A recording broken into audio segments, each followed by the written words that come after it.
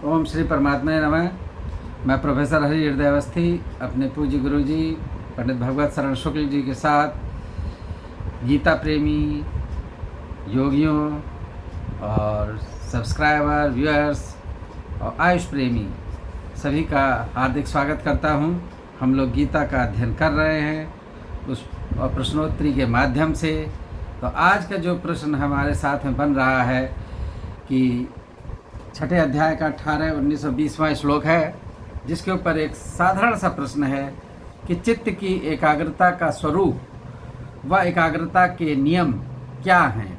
तो इसकी विशद व्याख्या गुरुजी वेद, उपनिषद और गीता के माध्यम से करेंगे और इस प्रश्न का समाधान होगा, जिससे कि हम सभी को लाभ होगा। तो मैं गुरुजी से निवेदन करता हूँ कि वो अपने ज्ञान के वर्षा से हम लोग को सिंचित करें। प्रपन्न पारिजाताय स्तोत्र वेत्रैकपाणये ज्ञान मुद्राय कृष्णाय गीतामृत दुहे नमः। वसुदेव सुतं देवं कंस चाणूरमर्दनम देवकी परमानंदम कृष्णं वंदे जगद्गुरुम। हमारे धर्मशास्त्रों में और दर्शन में सर्वत्र मन, बुद्धि, चित्त, अहंकार, इनके पूर्ण शुद्धि का विधान सर्वत्र कहा गया है।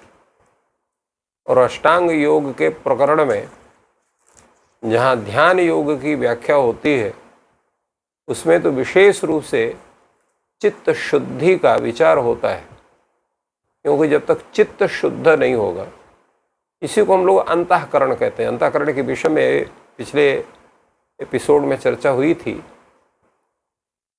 कि चित्त, बुद्धि, मन और अहंकार, इनको मिला करके एक अंतःकरण का स्वरूप बनता है। उस अंतःकरण में चित्त का प्रथम स्थान है।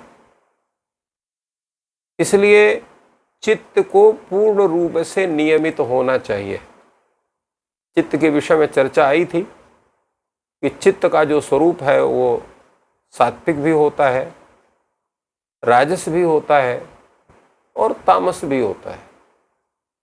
तो अगर हम चित्त को पूर्ण सात्विक अगर नहीं बना पाते हैं, तो हम उस योग साधना और योग साधना विशेष करके जो ध्यान साधना है, जो ध्यान योग की जो है उसकी साधना है, वो संभव नहीं हो पाती। इसलिए भगवान ने कहा यदा विनियतम चित्तम आत्मनि एव अवतिष्ठते निष्पृह सर्वकामेभ्यो युक्त इत्युच्यते तदा।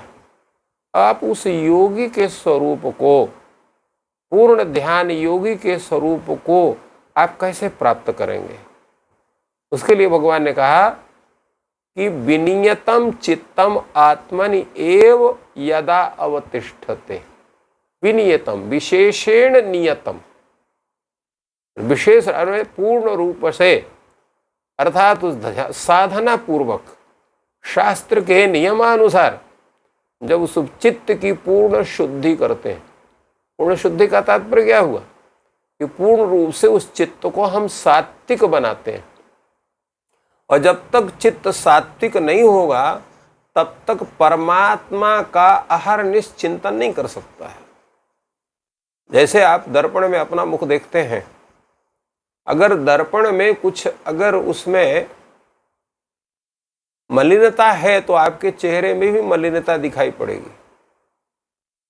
कारण यह है कि वो चेहरा आप उसमें देख रहे हैं। इसी प्रकार चित्त में और किसी भी रूप में राजस तत्व या तमस तत्व है, तो संपूर्ण क्रियाएं आपकी राजस या तामस के स्वरूप में परिणत हो जाएंगी। इसलिए आपको जैसे स्वच्छ दर्पण में ही आपका चेहरा पूर्ण रूप से स्पष्टतया विशुद्ध रूप में आपको दिखता है, नहीं तो नहीं दिखाई पड़ सकता है। ठीक उसी ढंग से चित्त की शुद्धि होने पर ही आप परमात्म तत्व का सम्यक चिंतन कर सकते हैं। कारण यह है कि अगर राजस की छाया चित्त में है, तामस की छाया चित्त में है, तो इंद्रियों के विषय में मन जाएगा, वहां पर अपने वो सुख को ढूंढेगा। आंखें अच्छा वस्तु को देखनी चाहेंगी, आपका रसन इंद्रिय अच्छे आहार को लेने के लिए स्वादिष्ट आहार के विषय में चिंतन करेंगी, आदि आदि। इसलिए भगवान ने कहा कि चित्तम यदा चित्तम विनियतम, जिस चित्त आपका पूर्ण रूप से नियमित होता है, पूर्ण रूप से सात्विक स्वरूप को प्राप्त करता है, तब वो परमात्मा आत्मनि एव, आत्मा शब्द से यहाँ पर परमात्मा का नाम लेना है, उस परमात्मा में ही अवतिष्ठित होता है। इसलिए एव शब्द का है, अर्थात परमात्मा से अतिरिक्त इंद्रिय मन इत्यादि के जो विषय हैं वहां पर चित्त जा ही नहीं सकता है। और जब वहां जाएगा तो फल आपको क्या होगा? निष्प्रिय सर्व कामेभ्यः, जितनी कामनाएं हैं विश्व से संबद्ध, उनके प्रति हमारा निष्प्रिय भाव हो जाएगा। अर्थात किसी भी वस्तु की कामना क्या, उसके विषय में इच्छा ही नहीं, इसलिए निष्प्रिय कहा। स्पृहा माने इच्छा, और निर्गता स्पृहा यस्मा असो निष्पृहा, जिससे संपूर्ण इच्छाएं समाप्त हो गई हैं, निकल गई हैं। ऐसा सर्व कामेभ्यः, संपूर्ण जितनी कामनाएं हैं उनके विषय में जिसकी तनिक भी इच्छा नहीं है, तनिक भी स्पृहा नहीं है, ऐसा वृत्त वो निष्प्रिय कहा जाता है। तो निष्प्रिय सर्व कामेभ्यः, जब ये अवस्था उस व्यक्ति विशेष की बनती है, तदा युक्तः इत्युच्यते, तब उसको आप जाइए कि इसको ध्यान योग पूर्ण रूप से सिद्ध हो चुका है। तो ध्यान योग की सिद्धि में ये दो चीजें सर्वथा आवश्यक है। दो क्या, तीन चीजें। पहला है चित्त को पूर्ण रूप से विशिष्ट रूप से नियमित करना, अर्थात जैसे अभी बताया गया शुरू में पहले पद्यों में कि आपका जो है दिनचर्या युक्ताहार विहार इस रूप में पूर्ण रूप से स्थित होना चाहिए। फिर चित्त जो है पूर्ण सात्विक होना चाहिए, और सात्विक होने के साथ परमात्मा से अतिरिक्त किसी भी वस्तु विशेष का चिंतन नहीं होना चाहिए, और संपूर्ण जितने कामनाएं हैं, संपूर्ण जितने कार्य विशेष हैं, उनमें कहीं भी व्यक्ति की स्पृहा नहीं होना चाहिए, उसकी प्राप्त करने की इच्छा नहीं होनी चाहिए। तो जब इतनी स्थितियां आपकी बनती हैं, तदा युक्तः इत्युच्यते, तब आप ध्यान योग आपको सिद्ध हो गया है, ऐसा ये जाना जाता है, ऐसा समझा हो जाता है। इसलिए ध्यान योग की सिद्धि में ये तीन स्वरूपों की संप्राप्ति प्रत्येक उस साधक के लिए आवश्यक होती है। तो प्रश्न ये हो सकता है कि जो परमात्म तत्व का चिंतन है उसका स्वरूप क्या होना चाहिए, कैसे उसका हम चिंतन करें? 1 घंटा करें कि 2 घंटा करें कि 4 घंटा करें कि 24 घंटा करें? अगर हम 24 घंटा उसका चिंतन, तो बाकी दिनचर्याओं का क्या होगा, बाकी हमारे जो लोक व्यवहार है उनका क्या होगा? ये अनेक प्रकार के प्रश्न उठते हैं।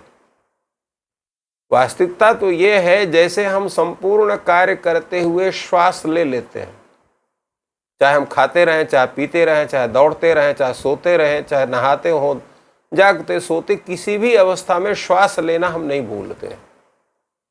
तो प्रत्येक श्वास में जब उस परमात्मा तत्व का चिंतन करते हुए उस परमात्मा के नाम का स्मरण होता है, तो वो हमारा सतत चिंतन का स्वरूप बनता है। भगवान ने भी कहा कि चिंतन की जो स्थिति है वो ऐसे होना चाहिए जैसे जब बिल्कुल हवा नहीं चलती है तो दीपक की लौ कैसे होती है, एकदम सीधे जाती है, न तो ये पश्चिम जाती है, न तो पूर्व जाती है, न उत्तर जाती है, न दक्षिण, एकदम सीधे चलती है। ठीक उसी ढंग से ये जितने बाह्य विकार हैं वो हवा रूप में है। हमारा जो चित्त है वो दीपक ज्योति के समान है। जब ये अनेक प्रकार की जो कामनाएं हैं, अनेक प्रकार की इंद्रियों के जो विषय हैं, तदरूप जब हवा नहीं चलती है, अर्थात हमारा संपूर्ण जो चित्त है पूर्ण सात्विक भाव होने के कारण केवल परमात्म तत्व के चिंतन में ही अवस्थित होता है, तो उस अवस्था में योगिनः यत चित्तस्य, तो योगी का जो चित्त है वो पूर्ण रूप से वो नियमित माना जाता है, वशीकृत माना जाता है, तो ऐसा जो व्यक्ति है उसका ही जो योग है वो पूर्ण रूप से योग बनता है, अर्थात क्योंकि वही सही ढंग से योग की साधना कर सकता है। इसलिए भगवान ने कहा यथा दीपो निवातस्थो नेंगते सोपमा स्मृता योगिनो यत चित्त से युतः योगमात्मना, अर्थात जो यत चित्त है, जिसका चित्त पूर्ण रूप से नियमित है, ऐसा योग करने वाला जो योगी है उसके जो आत्मा, उसका चित्त का स्वरूप कैसे होना चाहिए, तो जैसे निर्वात अवस्था में दीपक की ज्योति कहीं इधर उधर नहीं लड़खड़ाती है, उसी तरह से व्यक्ति का जो चित्त है उसको भी लड़खड़ाना नहीं चाहिए, अर्थात परम तत्व में सतत रूप से नियमित रूप में उसके चिंतन में प्राप्त हो। एक क्षण के लिए भी भगवत तत्व चिंतन आपके मस्तिष्क से बाहर ना हो, ये स्वरूप आपका बनेगा। आपको बाह्य चिंतन होगा ही नहीं। यद्यपि ये कहने में बड़ा सरल लगता है, परंतु कठिन, अत्यंत कठिन साधना का विषय है। इसलिए ध्यान योग से ही परम तत्व का चिंतन होता है। उसके लिए पहले भगवान ने कहा कि आहार शुद्धि, उसमें छांदोग्य उपनिषद में आया आहार शुद्धौ सत्व शुद्धि, सत्व शुद्धौ ध्रुवा स्मृति ही। तो आहार की शुद्धि से सत्व की शुद्धि होगी, सत्व की शुद्धि होने से आपकी स्मृति जो है वो ध्रुव होगी। तो ये और पूरा विचार उस पर बड़े सुंदर ढंग से किया गया है। तो इस कारण से अगर हम योग करना चाहते हैं, योग में ध्यान योग के द्वारा उस परमात्मा तत्व के चिंतन को पूर्ण रूप से प्राप्त करना चाहते हैं, तो हमको इस योग साधना के संपूर्ण नियमों का परिपालन करना पड़ेगा।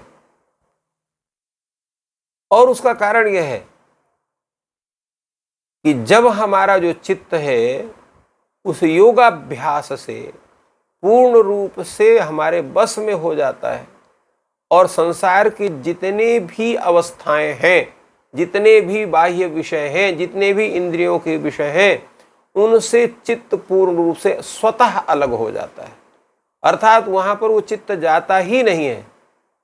तो जब इस प्रकार की अवस्था होती है तो वह जो चित्त है उस परमात्मा तत्व को ही अपने में देखता है और उसी में वो प्रसन्न रहता है। वस्तुतः प्रसन्नता तो तभी है जो परमात्मा तत्व का चिंतन हमें निरंतर बने, क्योंकि दो ही चिंतन होता है, या तो उस परमात्मा तत्व का चिंतन होगा या तो विषय तत्व का चिंतन होगा। तो विषय तत्व के चिंतन को मस्तिष्क से सर्वथा, जिसको हम लोग कहते हैं 100%, उसको हटा करके और जो उस परमात्मा तत्व का चिंतन भी 100% हो, 99% भी नहीं चलेगा, 100%। हमारे यहाँ शिक्षा का जो पहले स्वरूप होता था, लोग 100 नंबर पर ही पास होते थे, 99.5 नंबर प्राप्त करने वाला व्यक्ति भी जो है वो फेल हो जाता था। क्यों? आपको जो ज्ञान दिया जा रहा है या आपको जो बातें बताई जा रही हैं, अगर पूर्ण रूप से उनको आप अपने मस्तिष्क में धारण नहीं करते हैं तो उस विद्या के अधिकारी आप पूर्ण रूप से बन ही नहीं सकते। तो इसीलिए भगवत तत्व चिंतन में पूर्ण रूप से आपकी संलग्नता तभी बनेगी जब विषय चिंतन का सर्वथा 100% अभाव होगा, परमात्मा तत्व चिंतन का 100% उसकी सत्ता बनेगी। तभी आपका जो चित्त है उस योग क्रिया के द्वारा वो आपके बस में होगा। जब आपके बस में होगा तो वहाँ पर स्थिति क्या होगी कि आपका चित्त विषयों के तरफ जाएगा ही नहीं। तो इस प्रकार इस अवस्था को प्राप्त करके जब अपने आत्म तत्व में, अपने ही स्थिति में, अपने चित्त में उस परमात्मा तत्व का जब चिंतन करेंगे तो आप पूर्ण रूप से प्रसन्न और पूर्ण रूप से संतुष्टता पाएंगे। संतुष्टता का मतलब क्या है? जैसे आप पर्याप्त भोजन कर लेते हैं तो अत्यंत स्वादिष्ट भोजन को भी आप मना कर देते हैं। क्यों मना कर देते हैं? कि अगर आपने खा लिया तो उल्टी हो जाएगी। ठीक उसी ढंग से जब परमात्मा तत्व का चिंतन करके वो परमात्मा प्राप्ति जन्य जो आनंद आपके मस्तिष्क में, हृदय में, आत्मा में वो जब प्रस्फुटित हो जाता है, उदित हो जाता है, वो वहाँ पर अवस्थित हो जाता है, तो संसार के जितने सुख हैं, विषयजन्य सुख हैं, वो इस आपको स्मृत ही नहीं होते हैं। ठीक उसी ढंग से बहुत कष्ट में जिसका जीवन व्यतीत हुआ है, अगर उसको संपूर्ण ऐश्वर्य की प्राप्ति हो जाती है तो सब दुखों को भूल जाता है और उस आनंद की प्राप्ति करता है। तो ये परमात्म तत्व का चिंतन रूप आनंद तो उससे करोड़ों गुना बड़ा होता है और जो कभी समाप्त नहीं हो जाता। जैसे हमने पहले कहा था कि विषय जन्य जो सुख होता है वो क्षणिक होता है, परंतु परमात्म तत्व की प्राप्ति जन्य जो आनंद होता है वो अनश्वर होता है, वो कभी नष्ट ही नहीं होता है। इसलिए गीता में इस ध्यान योग की बड़ी प्रशंसा हुई और ध्यान योग के द्वारा ही हम समाधि के, इसलिए धारणा ध्यान के बाद समाधि का स्वरूप बनता है। तो इसलिए धारणा के विषय में चर्चा हुई, ध्यान के विषय में चर्चा के द्वारा भगवान ने गीता में इसका विशेष रूप से उल्लेख किया। इस प्रकार की जब हमारी स्थिति बनती है तभी हमको पूर्ण संतोष अर्थात आत्मचिंतन की वो जो अंतिम परिणति है वो हमें प्राप्त होती है। तो इन श्लोकों के माध्यम से भगवान ने हमारे चित्त के स्वरूप का, उसके अवस्थिति का निरंतर उस परमात्म तत्व के चिंतन के ओर उन्मुख करने का साधन उन्होंने बतलाया, जिसका अगर हम पालन करते हैं तो उस योग की जो अंतिम परिणत है वो हमें भी प्राप्त हो सकती है। बहुत ही सुंदर विवेचन गुरु जी ने किया कि चित्त की एकाग्रता व का क्या स्वरूप है, वह एकाग्रता के क्या नियम हैं, और या यूँ कहें कि ध्यान योग की अंतिम स्थिति को प्राप्त हुए पुरुष के क्या लक्षण हैं, और दीप के दृष्टांत से योगी के चित्त की स्थिति का गुरु जी ने बहुत ही सुंदर विवेचन किया। ध्यान योग के द्वारा परमात्मा को प्राप्त हुए पुरुष के लक्षण बताए, और ये सभी शास्त्रीय हैं। और इसीलिए सच्चित आनंद घन कहा गया है कि ईश्वर या परमात्मा से जब हम जुड़ जाते हैं तो उसमें जो आनंद प्राप्त होता है वो विषयों से कई गुना, सहस्रों गुना अधिक होता है। ये बात गुरु जी ने बताई, वो बिल्कुल सत्य है। और अब मैं गुरु जी से चाहूँगा कि वह ये जो चर्चा हुई है उसको 2 मिनट में बता दें, जिस उपसंहार रूप से आज की। तो आज हम लोग जो अभी ये विवेचन हुआ है, इस विवेचन के विषय में मुख्य रूप से जो श्रेणियाँ बताई गई, श्रेणी का मतलब सीढ़ी, स्टेप बाय स्टेप, कि सर्वप्रथम हमारे चित्त को पूर्ण रूप से नियमित होना चाहिए, परमात्म तत्व में अवस्थित होना चाहिए। जितने भी इंद्रियों से संबंधित विषय हैं उनकी जो इच्छा है उसके प्रति पूर्ण रूप से उन इच्छाओं का अभाव होना चाहिए। तभी हम योग करने की अपनी एक जो है योग्यता है उसको प्राप्त करते हैं। और परमात्म तत्व का चिंतन उसी प्रकार होना चाहिए, अर्थात हमारा जो चित्त है उस परमात्म तत्व में वैसे ही लगा रहना चाहिए जैसे कोई जहाँ निर्वात अवस्था में, जहाँ बिल्कुल वायु नहीं चल रही है, उस अवस्था में जैसे दीपक की जो लौ है एकदम सीधे रहती है, न इधर भागती है न उधर भागती है, वैसे ही हमारे चित्त की स्थिति होना चाहिए। तो अगर जब इस तरह से हमारा वह चित्त नियमित है, शास्त्रानुसार पूर्ण सात्विकता को प्राप्त कर लिया है, तो निरंतर हमारा मन उस परमात्म तत्व में अवस्थित रहता है, इधर उधर नहीं होता है।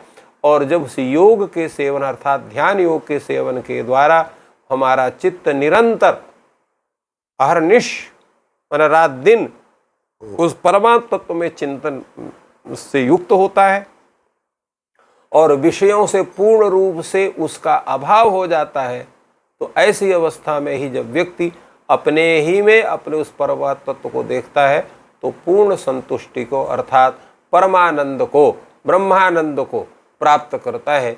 ये विषय संक्षेप में आज का कहा। तो जो नए व्यूअर्स हैं उनसे निवेदन है कि वह चैनल को सब्सक्राइब करें, और सभी से निवेदन है कि जो आज की ये चर्चा है उसको अपने मित्रों के साथ शेयर करें।